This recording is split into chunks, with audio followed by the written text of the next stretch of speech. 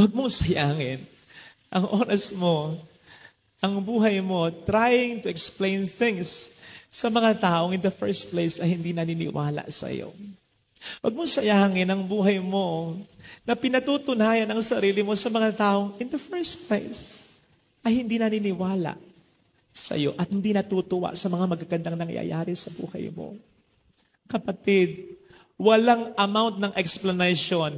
At kahit magpatumbling-tumbling ka pa dyan, kahit kumain ka pa ng apoy, kahit gumawa ka pa ng mga himala at milagro, hindi bibilib at hindi bibilib sa iyo. Ang mga taong sa una pa lang ay wala ng paniwala sa iyo at hindi natutuwa sa mga accomplishments mo. Kung si Kristo na ganon, paano pa kaya tayo?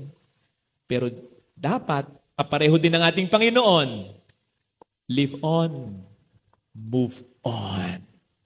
Besides, darating naman ang panahon of the Lord's vindication.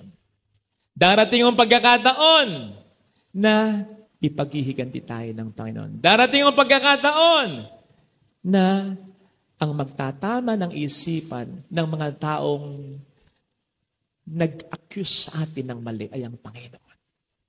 Ang tunay nating kalaban ay hindi tao, kundi ang demonyong gumagamit lamang ng tao.